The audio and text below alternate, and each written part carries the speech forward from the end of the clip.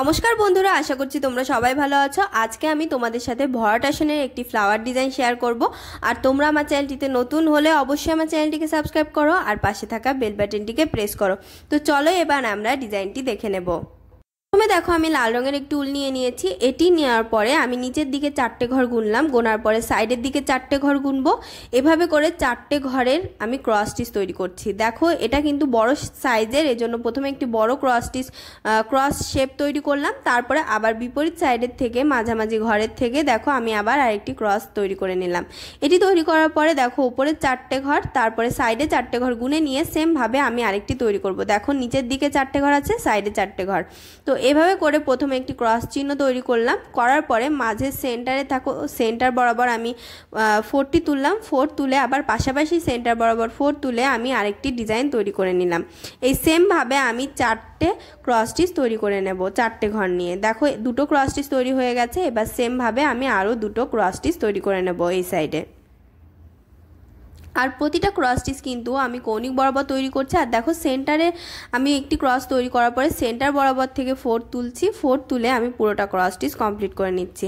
Same ভাবে দেখো আমি উপরে চলে এলাম। এখানে আমি উপরে 4টে ঘর গেলাম, এবার সাইডে 4টে ঘর যাব। 4টে ঘর গিয়ে সেম ভাবে দেখো প্রথমে একটি ক্রস স্টিচ তৈরি করে নিচ্ছি কোনাকুনি বরাবর। 4 তুলছি। তারপরে দেখো মাঝে সেন্টার থেকে আমি 4 তুলছি। 4 তুলে এই দুই পাশে সেন্টার থেকে লম্ব বরাবর আর কৌণিক বরাবর আমি 4 তুলে ক্রস স্টিচটি কমপ্লিট করে নিলাম। সেম ভাবে দেখো এবার আমি বিপরীত সাইডে যাব। যেদিকে আমি উঠছিলাম কৌণিক বরাবর, আমি ঠিক তার বিপরীত দিকে কৌণিক বরাবর দেখো আমি 4গুলো তুলছি। এভাবে করে আমি একটি বক্স তৈরি করে নেব। প্রতিটা সাইডে কিন্তু 4টে করে ক্রস স্টিচ থাকবে। এই বড় বড় ক্রস স্টিচগুলো 4টে করে। দেখো এখানে আমি 3 নম্বরটি তৈরি করছি। আগেরটাকে ধরে নিয়ে এখানে 3 নম্বর ক্রস স্টিচ তৈরি হচ্ছে। দেখো এই 3 নম্বরের পর এবার 4 নম্বর তৈরি করব। সেম ভাবে দেখো আমি 4টে করে ঘর গুনে নিয়ে এই ক্রস স্টিচগুলো কমপ্লিট করে নিচ্ছি। দেখো এবারে আমার 4 নম্বর এখানে 4টে ক্রস স্টিচ, এইদিকে 4টে ক্রস স্টিচ। এভাবে করে পুরোটা বক্স আমি কমপ্লিট করে নেব।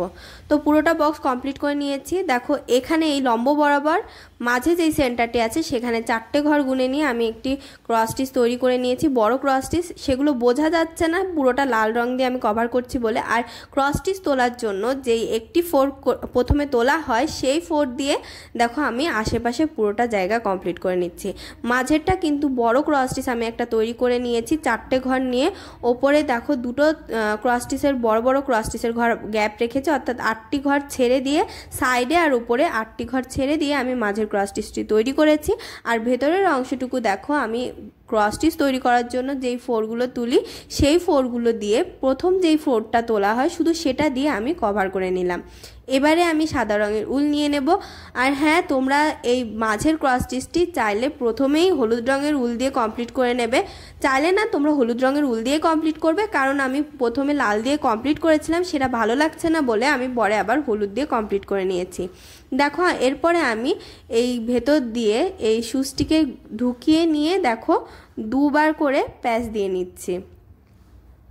দেখো এটা কিন্তু কৌণিক বরাবর যেই শেপটি তৈরি হবে এই বড় ক্রস স্টিচের, তার কৌণিক বরাবর থেকে অপর সাইডে দেখো একটু কৌণিক বরাবরের থেকে আমি 2বার সুতো পেঁচিয়ে এই সেলাইটি করে নিলাম। আবার দেখো আমি এখান থেকে সেন্টার বরাবর যেই 4টি আছে সেটি বরাবর আমি 4 তুললাম। তারপরে দেখো দুটো লাইন অথবা একটি 4 তোমরা ধরে নেবে সাইডের যে কৌণিক বরাবর দেখো বড় ক্রস স্টিচ আছে সেগুলোর থেকে।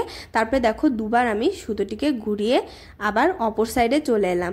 চলে এসে দেখো এখান থেকে আবার আমি এখানে যে 4টে করে ক্রস স্টিচ নেওয়া হয়েছে তার দেখো একটি কিন্তু গ্যাপ রাখছি। গ্যাপ রেখে সেম ভাবে আমি আরও 4 তুলে নিচ্ছি। দেখো আমি আরেকটি তুলছি। এই সাইডের কিনারে যেই 4টি আছে অর্থাৎ ক্রস স্টিচের যে শেপটি আছে কৌণিক বরাবর সেখান থেকে আমি এই সুতোটিকে পেঁচিয়ে নিয়ে এই সাদা রঙের উল দিয়ে সেলাই করে নিচ্ছি। আমি যেভাবে সেলাই করছি তোমরা ঠিক সেম ভাবে এটুকু অংশ সেলাই করে নেবে। দেখো আমি একবার করে পেঁচিয়ে নিলাম। এবার দুবার পেঁচাবো। তো 2বার আমার পেঁচানো হয়ে গেল। এবার আমি অপর সাইডে চলে এলাম। দেখো এখানে আমি আবার একটি ক্রস স্টিচের গ্যাপ রাখলাম। গ্যাপ রেখে এখান থেকে দেখো আবার সেম ভাবে আমি সুতোটিকে পেঁচিয়ে নিচ্ছি।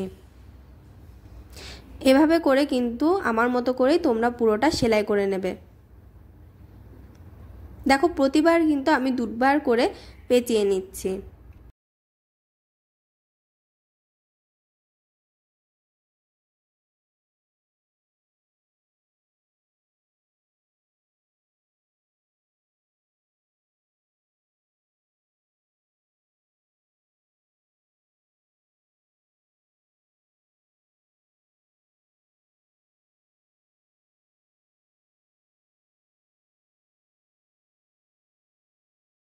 এখানে কিন্তু মোট 8টি পাপড়ি তৈরি হচ্ছে। এখানে যেই চারটে চারটে করে ক্রস স্টিচ তৈরি করা হয়েছে প্রতি সাইডে, দেখো তার কৌণিক বরাবরের ঘরগুলো কিন্তু আমার একটা করে গ্যাপ রাখা আছে। তো সেম ভাবে তোমরা পুরোটা পাপড়ি কমপ্লিট করে নেবে। আর এখানে যদি তোমরা চাও 10টি পাপড়িও তৈরি করতে পারো, তাহলে কিন্তু হয়তো অতটা ভালো লাগবে না, এই জন্য আমি 8টি পাপড়ি তৈরি করেছি। আর মাঝের অংশটুকু তোমরা অবশ্যই হলুদ রঙের উল ইউজ করবে, কারণ আমি লাল রঙের উল ইউজ করার পর দেখলাম হলুদ রঙের উলটা ইউজ করলে বেশি ভালো লাগছে। তো আমি হলুদ রঙের উল দেখো চেঞ্জ করে নিয়েছি লাল রং থেকে।